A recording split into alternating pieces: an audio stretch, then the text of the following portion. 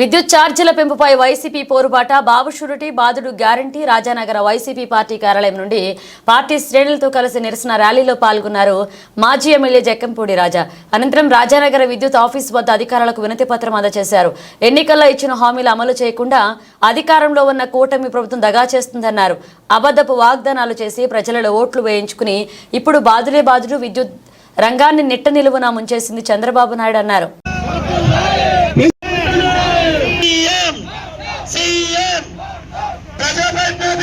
Current ఛార్జీలు వెంటనే పెంచిన కరెంట్ ఛార్జీలు వెంటనే సీఎం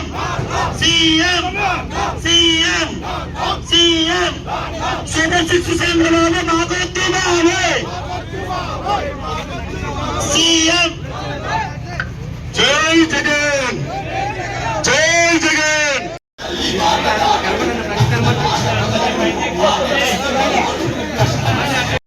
ఇసుక మాఫియా చంద్రబాబు, మట్టి మాఫియా చంద్రబాబు, ఇసుక మాఫియా చంద్రబాబు, ఫ్రీ ఇసుకని మోసం చేసిన చంద్రబాబు.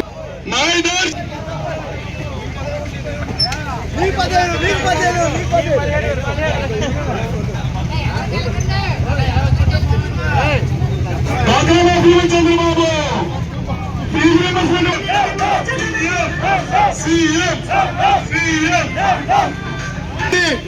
ఎవరు చంద్రబాబు గురించి ఈ రోజున మహోత్సవం ప్రజలందరూ బయటకు వచ్చి ఈ పెంచిన విద్యుత్ ఛార్జీల మీద తమ యొక్క నిరసన తెలుపుతూ జై జగన్ జై జగన్ జై జగన్ జై జగన్. వైఎస్ఆర్ కాంగ్రెస్ పార్టీ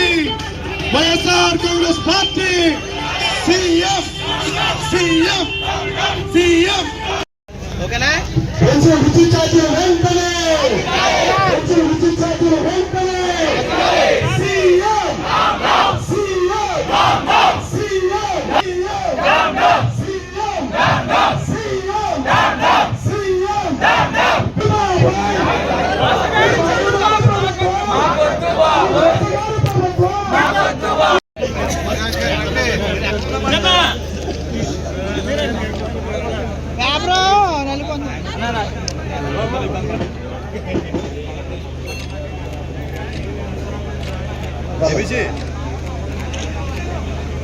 జై జగన్ జై జగన్ జక్కంపూడి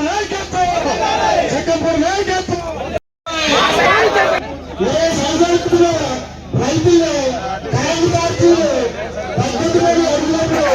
రైతులు కాల్దారిలో తుపాకులు ఇచ్చి 15 వర్గాలందరినీ కూడా వైఎస్ఆర్ కాంగ్రెస్ పార్టీ ప్రభుత్వంలో దాదాపుగా 3 లక్షల కోట్ల రూపాయలు సంక్షేమ పథకాల ద్వారా ప్రజల అకౌంట్లలోకి నేరుగా వేసి పేదవాళ్ళను ఆదుకునేటటువంటి కార్యక్రమం గత ప్రభుత్వం చేస్తే ఏ ఒక్కరి మీద కూడా రూపాయి పన్ను వేయకుండా ఎంతో గొప్ప పాలన అందించినటువంటి జగన్మోహన్ రెడ్డి గారి మీద నిత్యం ప్రతిరోజు ఏదో రకమైనటువంటి బురద జల్లడం, రాష్ట్రం శ్రీలంక అయిపోతుందని ఒకరోజు, బీహార్ అయిపోతుందని ఒకరోజు, రకరకాలుగా ప్రభుత్వం మీద బురద జల్లినటువంటి చంద్రబాబు నాయుడు గారు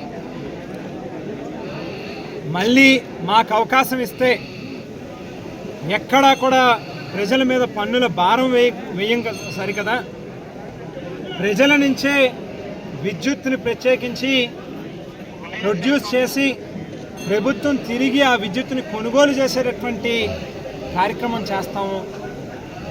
మాకు అవకాశం ఇస్తే 5 ఏళ్లలో ₹1 కూడా కరెంటు బిల్లుల్ని పెంచము అని చెప్పినటువంటి చంద్రబాబు నాయుడు గారు కేవలం 7 నెలల కాలంలోనే సూపర్ 6 మొత్తం అటకెక్కింది. కేవలం ప్రజల మీద పన్నుల భారం మాత్రం రోజు రోజుకి పడతా ఉన్నటువంటి కార్యక్రమం కనిపిస్తా ఉంది. ఇసుక ఉచితంగా ఇస్తా ఉన్నారు. 20,000 లేనిదే ఒక్క లారీ ఇసుక కూడా దొరికేటటువంటి పరిస్థితి లేదు. విపరీతమైనటువంటి దోపిడీ జరుగుతూ ఉన్నటువంటి కార్యక్రమం. మరో పక్కన ప్రభుత్వం వచ్చిన ఈ అతి తక్కువ కాలంలోనే 2 పర్యాయాలు కరెంటు బిల్లుల్ని పెంచుతూ 15,000 కోట్ల రూపాయలు పేదవాడి నడ్డి విరిచేటట్టుగా కరెంటు బిల్లులను పెంచి పన్నుల భారాన్ని వేసినటువంటి ప్రభుత్వం ఈ కూటమి ప్రభుత్వం అని చెప్పి సందర్భంగా గుర్తు చేస్తా ఉన్నాం. ఎన్నికల్లో ఏం చెప్పారు చంద్రబాబు నాయుడు గారు? ఆయనకి భజన చేసేటటువంటి పవన్ కళ్యాణ్ గారు కానీ బీజేపీ పార్టీ కానీ బాబు షూరిటీ భవిష్యత్తు గ్యారంటీ అన్నారు. భవిష్యత్తు గ్యారంటీ కాస్త గాలికి వెళ్ళిపోయింది. బాబు షూరిటీ బాధుడు గ్యారంటీ అనేటువంటి కార్యక్రమానికి మాత్రం ఈ ప్రభుత్వం శ్రీకారం చుట్టింది. ఇవాళ ఈ ప్రభుత్వాన్ని డిమాండ్ చేస్తూ ఉన్నాం. ఏదైతే సూపర్ 6 హామీలను ఇచ్చారో ఆ హామీలన్నింటినీ కూడా తక్షణమే అమలు పరచాలి. ఏదైతే ఎన్నికలకు ముందు చంద్రబాబు నాయుడు గారు చెప్పారో ₹1 కూడా కరెంటు బిల్లుల్ని పెంచము అని చెప్పి ఆ మాటకి కట్టుబడి పెంచినటువంటి విద్యుత్ ఛార్జీల విషయంలో మళ్ళీ వెనకడుగు వేయాలి. ఈ ప్రభుత్వం పెంచినటువంటి ఛార్జీలను తక్షణమే తగ్గించాలి అని చెప్పి డిమాండ్ చేస్తూ ఉన్నాం. లేనటువంటి పక్షంలో భవిష్యత్తు రోజుల్లో ఈ ప్రభుత్వం మీద ఉద్యమ బాట పడతాం. విద్యుత్ వినియోగదారులందరినీ కూడా కలుపుకుని రోడ్లెక్కేటటువంటి కార్యక్రమం చేస్తాం. ఈ ప్రభుత్వాన్ని గద్దెదించేటటువంటి కార్యక్రమం చేస్తాము అని చెప్పి సందర్భంగా తెలియజేస్తా ఉన్నా. ఏదైతే రైతులకి ఉచిత విద్యుత్ని 9 గంటల పాటు ఉదయం పూటే గత ప్రభుత్వంలో ఇస్తే ఇవాళ ఈ ప్రభుత్వం 7 గంటలు కూడా ఇవ్వట్లేదు సరికదా, నాణ్యమైనటువంటి విద్యుత్ ఇవ్వట్లేదు సరికదా. ఏ సమయంలో కరెంట్ వస్తుందో తెలియదు, ఏ సమయంలో కరెంటు పోతుందో తెలియదు. అర్ధరాత్రులు కరెంట్ ఇస్తా ఉన్నటువంటి పరిస్థితి. తక్షణమే వీటన్నిటి విషయాల్లో కూడా ప్రభుత్వం ఆలోచన చేయాల్సినటువంటి అవసరం ఉంది. కేవలం ప్రజలు నెత్తులు బాదుకుంటా ఉన్నారు. అనవసరంగా తప్పు చేశాం, పొరపాటు చేశాం అని చెప్పి చాలామంది లెంపలు వేసుకుంటా ఉన్నటువంటి పరిస్థితి కూడా ఉంది.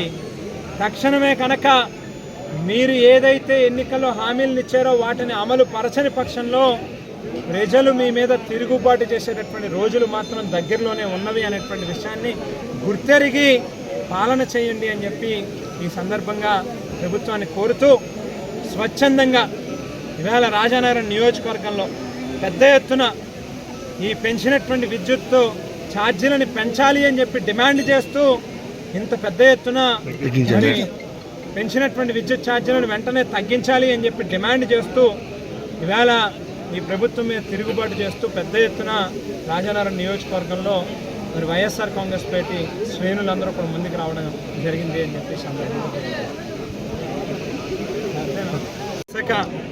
మట్టి బ్రాందీ షాపులు లేక ప్రభుత్వ ఉద్యోగస్తులు విఆర్ఓల దగ్గర నుంచి ఎంఆర్ఓలు అన్ని స్థాయిల్లోని అపాయింట్మెంట్స్తో సహా పూర్తిగా దోపిడీయే ఎజెండాగా పాలన జరుగుతూ ఉంది. ఎవరు వెళ్ళినా ఏ చిన్న పని మీద వెళ్ళినా 500, 1000 రూపాయల దగ్గర నుంచి మొదలుపెట్టి లక్షల రూపాయలు వసూలు చేస్తూ ఉన్నారు. మాట్లాడితే 60 కోట్లు ఖర్చు అయింది, 70 కోట్లు ఖర్చు అయింది అని చెప్పి ఆ ఖర్చుని నేను సంపాదించుకోవద్దా అని చెప్పని మాట్లాడుతూ ఉన్నటువంటి పరిస్థితులు కనిపిస్తూ ఉన్నాయి. ఏదైతే ఎన్నికలకు ముందు ఎవరికైనా కష్టం వస్తే 5,000 ఇస్తున్నాను, 10,000 ఇస్తున్నాను అని చెప్పి 50 లక్షలు ఖర్చు పెట్టి సోషల్ మీడియాలో విపరీతంగా ప్రచారం చేసుకున్నటువంటి నాయకులు ఈ 7 నెలల కాలంలో ఏ ఒక్కరికి కూడా 5,000 కాదు కదా, 500 కాదు కదా, 5 పైసలు కూడా ఎవరికి కూడా ఏ ఒక్కరికి కూడా సాయం చేసినటువంటి పరిస్థితి లేదు. పూర్తిగా దోపిడీ ఎజెండాగా జరుగుతూ ఉంది. మరికొంత సమయం వేసి చూడటానికి మేము ముందే ప్రిపేర్ అయి ఉన్నాం. ఇప్పటికి 7 నెలలు పూర్తిగా వస్తుంది. మరొక 4-5 నెలల పాటు వీళ్ళు ఏం చేస్తారనేటువంటిది చూస్తూ వాళ్ళకి సమయం ఇవ్వడానికి సిద్ధపడున్నాం. కాబట్టి ఇంకా పూర్తి స్థాయిలో రోడ్లు ఎక్కట్లేదు. ఏవైతే ఇరిగేషన్ ప్రాజెక్టులు కానీ దాదాపుగా 91 కోట్ల రూపాయలతో reverse pumping scheme Torrigadda canal మీద, లేక 38 కోట్ల రూపాయలతో మైనర్ ఇరిగేషన్ స్కీములు ఏదైతే తీసుకొచ్చామో వాటిని కానీ 215 కోట్ల రూపాయలతో ప్రతి ఇంటికి కూడా గోదావరి నీళ్ళని త్రాగునీరు కింద అందించాలనేటువంటి లక్ష్యంతో ఆ ప్రాజెక్టుని శాంక్షన్ చేయించి జీవోలు తీసుకొచ్చామో, టెండర్లు పిలిచాము.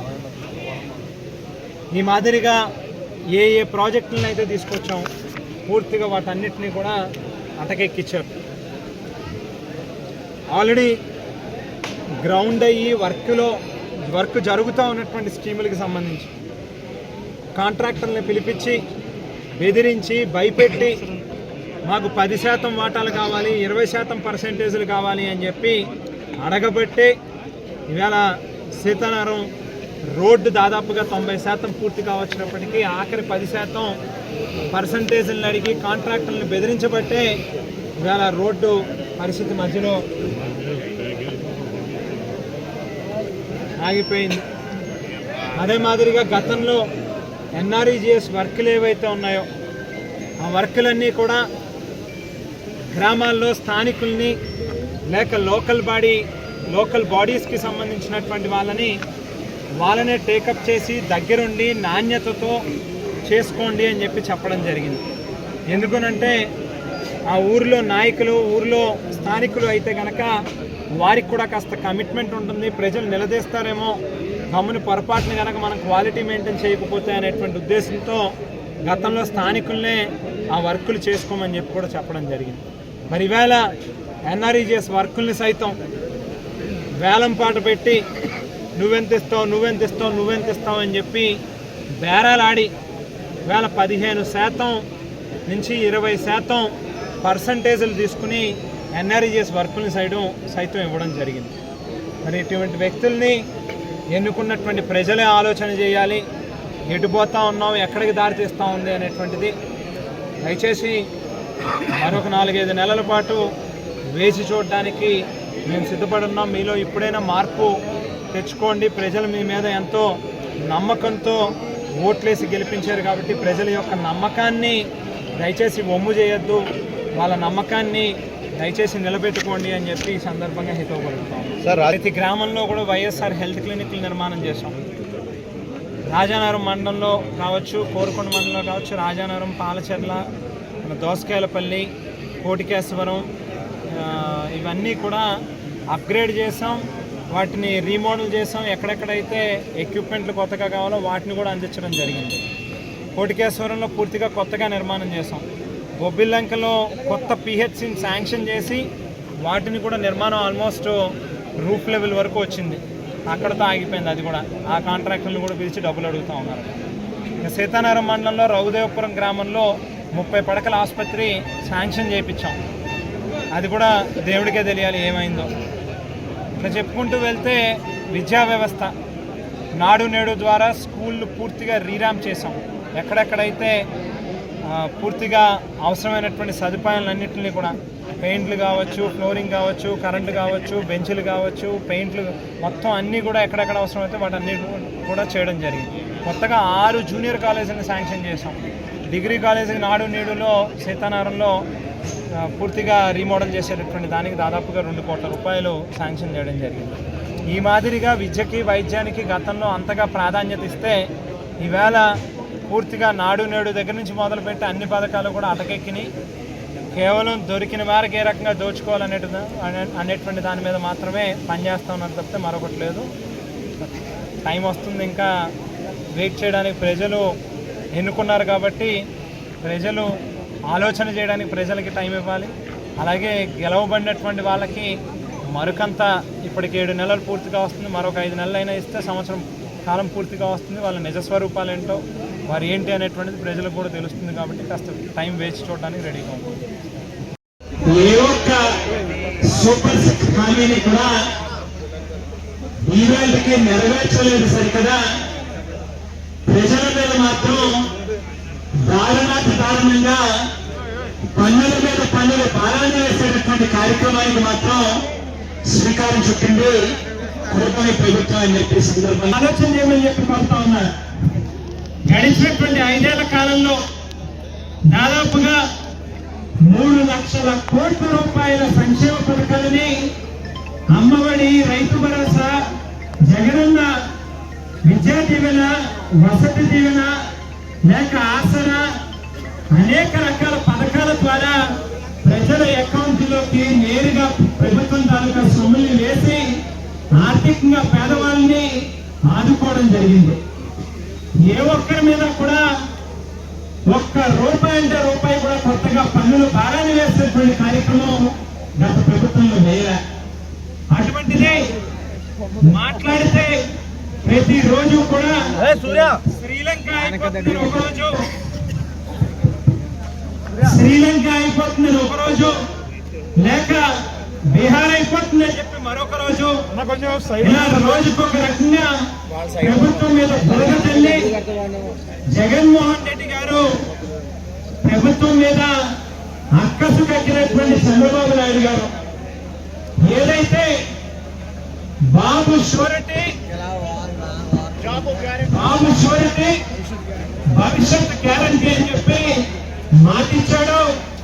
ఎన్నికల్లో గెలిచి అసెంబ్లీకి వెళ్లి ముఖ్యమంత్రిగా ఆ స్థానంలో కూర్చొని ప్రభుత్వాన్ని ఏర్పాటు చేసుకుని బాబు షూరిటీ భవిష్యత్తు గ్యారంటీని అటకెక్కించి బాబు షూరిటీ బాబును గ్యారంటీ అనేటువంటి కార్యక్రమం మాత్రం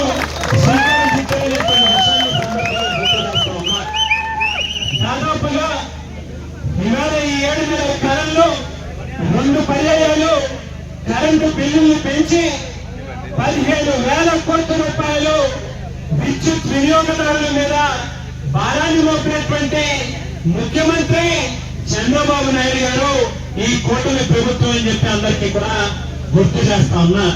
ఈ సందర్భంగా ప్రజల తరఫున వైఎస్ఆర్ కాంగ్రెస్ పార్టీ అధ్యక్షులు ప్రీతమ నాయకులు జగన్మోహన్ రెడ్డి గారు ఇచ్చినటువంటి పిలుపు మేరకు రాష్ట్ర వ్యాప్తంగా పెద్ద ఎత్తున ఈ ప్రభుత్వం మీద నిరసన గలమెత్తడం జరిగింది. మన రాజానగరం నియోజకవర్గంలో కూడా ఇవాళ స్వచ్ఛందంగా ముందుకొచ్చి ఈ ప్రభుత్వాన్ని నిలదీసి పెంచినటువంటి యొక్క విద్యుత్ భారాన్ని తక్షణమే ఈ ప్రభుత్వం వెనక్కి తీసుకోవాలి, బిల్లుల్ని తగ్గించాలి అనేటువంటి ఈ నిరసన కార్యక్రమాన్ని ఎంతో గొప్పగా మీ అందరూ కూడా పాల్గొని విజయవంతం చేసినందుకు మీ అందరికీ కూడా పేరు పేరున కృతజ్ఞతలు తెలియజేస్తూ ఈ ప్రభుత్వాన్ని డిమాండ్ చేస్తా ఉన్నాం.